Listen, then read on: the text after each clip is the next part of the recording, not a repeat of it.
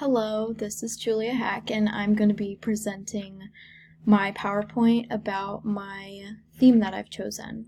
So to present, I'll click Present, and it'll become full screen so we can see a little bit more. I'll go back.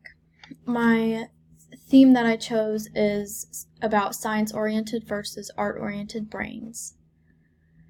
So what sparked my interest in this is, as a child, I found English to be a lot easier than math. It came much more naturally to me, and I always struggled in math a little bit. I needed more help.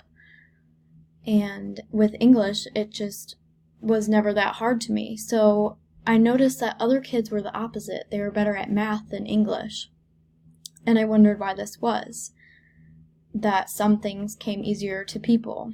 I wondered if people were born this way or if it's something you can change. Is there physical evidence that my brain is different from someone else who is excellent at math? So why this is important is I'm majoring in early childhood education and exceptional needs.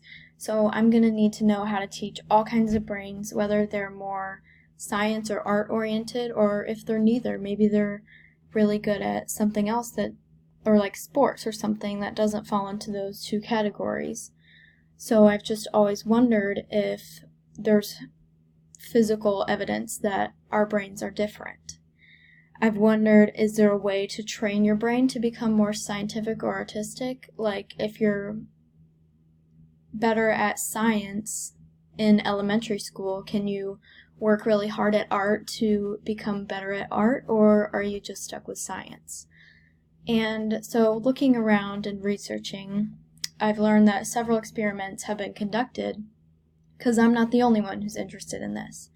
So we can click on this link here, and it'll take me to an article about different brain structures associated with artistic and scientific creativity.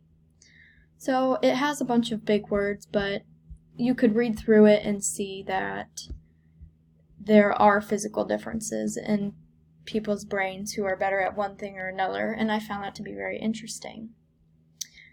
So this is also important because as humans, we're forced to cooperate with people who might be different than us. We have to understand that not everyone is going to think the same way as us. So that's just a little background on why I chose my theme and why it's important.